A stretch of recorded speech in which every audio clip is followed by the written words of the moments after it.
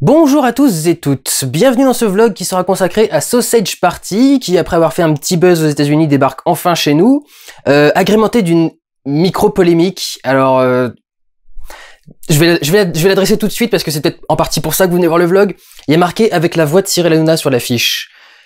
Il joue un personnage secondaire, presque tertiaire, donc ne vous empêchez pas d'y aller parce qu'il y a Cyril Hanouna marqué sur l'affiche, sur la VF. Et de toute façon, allez pas le voir en VF, allez le voir en VO. Mais voilà, Cyril Hanouna, c'est pas grave, on s'en fout. Enfin, c'est vraiment la voix du personnage est pas très importante. Et en plus, il a pas été choisi par hasard. Je vous dis juste ça, mais il a pas été choisi par hasard pour ce rôle. Et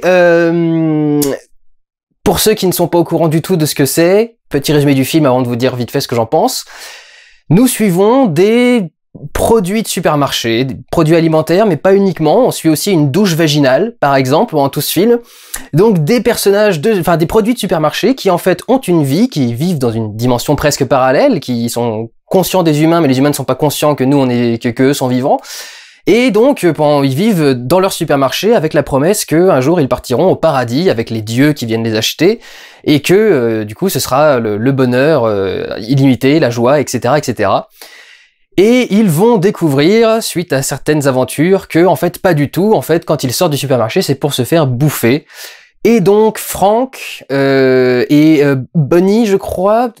C'est un bun, donc il me semble qu'elle s'appelle Bunny normalement, mais je suis pas sûr du tout, qui vont essayer de se sauver l'un l'autre déjà, de savoir si c'est vrai ou pas, et si c'est vrai, de pouvoir y faire quelque chose.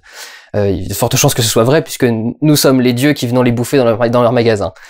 Petit avis global donc, ça va vous paraître foncièrement original. Parce que on n'a pas l'habitude de ça. On n'a pas l'habitude de voir un film d'animation qui a ce genre de vocabulaire, qui a ce genre de thème, et on a même du mal à avoir des films d'animation en dehors des ceux de Pixar qui ont vraiment des profondeurs très très fortes, de voir des films d'animation qui ont un deuxième niveau de lecture, une petite profondeur, un petit message, un truc sympa quoi. Il y a bien sûr toujours une métaphore de base dans la façon de faire l'histoire, mais elle est rarement vraiment suivie dans le script ensuite. C'est juste de l'action qui se passe.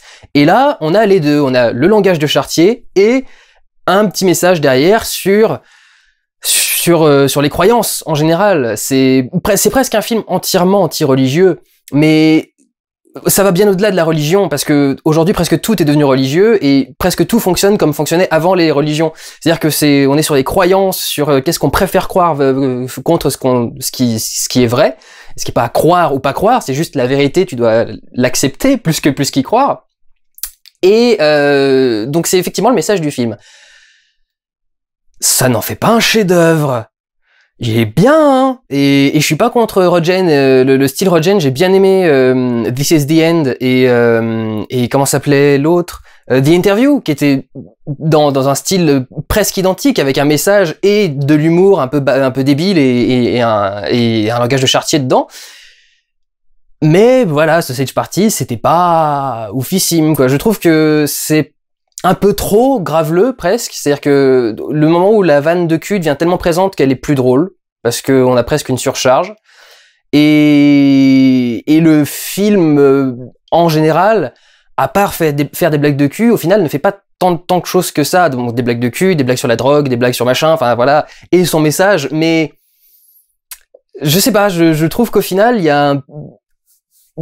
a presque un petit effet de toute façon c'est un film d'animation edgy, donc ça va forcément être cool. Et oui, effectivement, c'est forcément cool.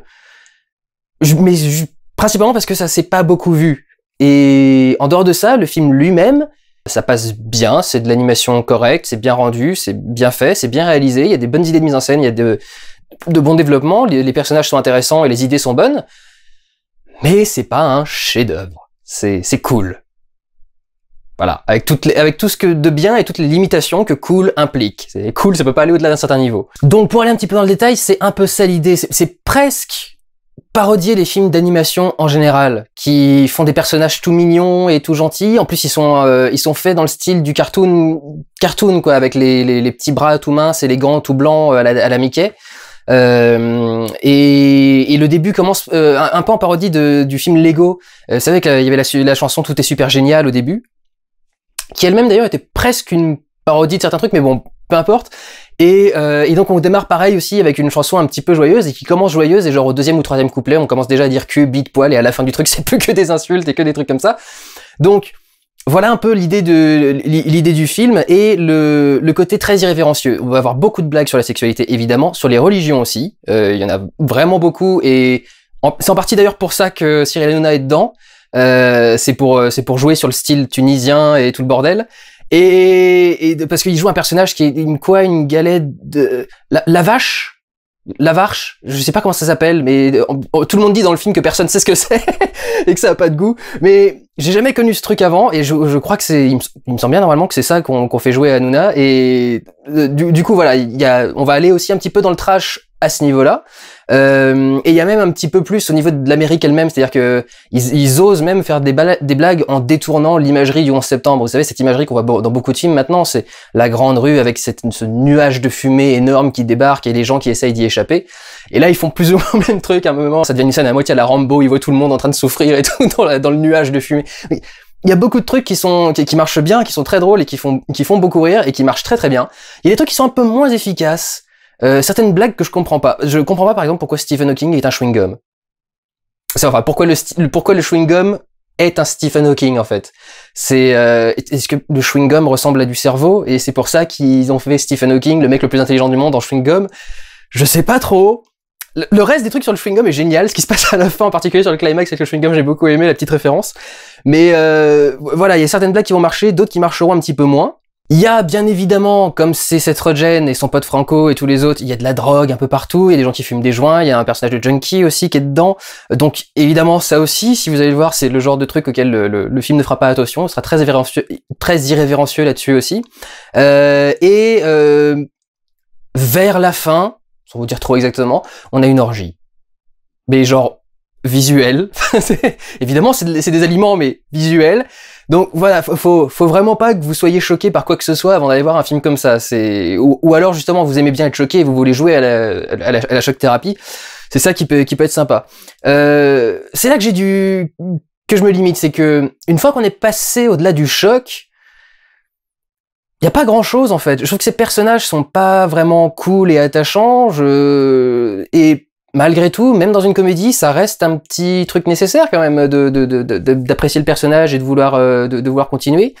Je trouve qu'il y a un moment où ça devient plus que balancer des jeux de mots sur des trucs de nourriture et des gens qui existent, genre le meatloaf, si vous savez ce que c'est, ou balancer des trucs qui vont choquer ou qui vont évoquer un truc. Alors, à certains passages, oui, et du coup, le fait d'évoquer certaines choses, certaines religions, certains problèmes culturels, certains trucs dans ce genre-là, prend tout son sens quand on prend le sens du film dedans. Mais, à un moment, j'ai l'impression que c'est plus que ça que le film essaye de faire, et que je sais pas ce qui m'a manqué. Vraiment, je saurais pas vous dire. J'ai besoin peut-être d'un peu plus que de ça. Tout bêtement, en fait. C'est pas que ce soit mauvais ou mal fait ou qu'il manque un truc, c'est que j'ai peut-être juste besoin de plus que juste de l'humour irrévérencieux dans un film d'animation. Parce que justement j'ai toujours considéré l'animation comme du cinéma normal, donc pour moi c'est pas extraordinaire de voir un film d'animation comme ça. Si vous avez c'est pas du tout le même niveau de qualité, mais si vous avez vu Food Fight, c'est pas des milliards de kilomètres au-delà de Food Fight. Enfin c'est Food Fight si Food Fight avait été bien fait, c'est-à-dire consciencieusement avec des gens qui avaient vraiment envie de faire un projet correct et envie de faire des blagues correctes et pas juste de balancer tout et n'importe quoi dans un film d'animation. Si vous connaissez pas Food Fight, regardez, enfin c'est un des trucs les plus nuls du monde. Mais même si c'est très bien fait, je vois le délire, mais pour moi ça reste grosso modo qu'un délire. Tout le double sens et tout le message qui est au-dessus passe presque inaperçu derrière le fait que ce soit avant tout irrévérencieux et presque grotesque et que ça en fasse des caisses et que ça aille trop loin, etc. Donc voilà, au final je suis pas totalement charmé par le truc. C'est-à-dire, j'aime bien le délire, j'aime bien ce que ça fait, mais c'est pas spécialement un film pour moi. Après, si vous êtes dans le délire Rogen et tout le bordel, foncez. Mais enfin, je trouve que je suis un peu dans le délire Rogen et tout le bordel, quoi. Enfin, c'est des films qui me plaisent bien généralement, donc je sais pas pourquoi Sausage Party en particulier, ça m'a peut-être trop de hype. Mais non, j'en tire rien de particulièrement ouf, quoi. Ce qui est marrant, c'est vraiment du coup tout le côté animation irrévérencieux. Il y a même un passage, à un moment, il y a un personnage qui a une bagnole et il y a marqué Dixar dessus, au lieu de Pixar. Je pense que ça doit être aussi une petite vanne par rapport à eux. Et c'est vrai que ça fait du bien de voir des gens qui font de l'animation pour ce que l'animation peut apporter d'intéressant, c'est-à-dire effectivement aller chercher des trucs qu'on peut pas forcément voir dans les films de tous les jours, etc. Vraiment profiter de la 3D pour créer un truc intéressant. Mais sans en faire des caisses non plus, ça déborde pas. Enfin, c'est créatif, c'est original, c'est plein de choses, mais je suis toujours pas vraiment à fond dedans. Ce que j'ai trouvé aussi très bien, enfin, qu'on voit que le projet est très bien fait et que c'est plus respectueux d'animation que d'autres trucs et de son projet de base, c'est il y a un passage où ils font un flashback sur ce qui s'est passé avant, et ce flashback est réalisé en animation 2D. C'est bien aussi, enfin, on a l'impression que l'animation, elle aussi, a grandi et a vieilli, en fait, avec le film et avec le truc. Donc c'est assez sympa quand même de voir comment ils le font, et c'est vrai qu'ils ont bien pensé, enfin, que Seth Rogen en particulier, parce que je dis il au pluriel, mais si il est écrit avec un autre mec, Evan Golding, ou un truc dans ce genre-là. Donc c'est bien pensé, c'est bien fait, c'est bien amené. Je suis pas ultra fan, mais je comprends très bien que ça puisse marcher et que vous puissiez être encouragé à aller le voir. Pour moi, c'est pas le film du siècle ou de l'année non plus. C'est pas mal, mais sans plus. Donc voilà, c'est surtout original par rapport à ce qui sort habituellement d'animation, mais même ça, c'est pas voilà, c'est pas même là-dessus, c'est pas un chef-d'œuvre ultime. Donc c'était bien, sans plus.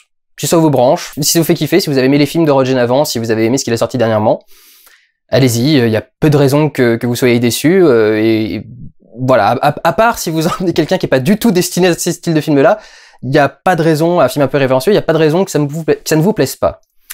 Prenez soin de vous, allez voir des films, ciao!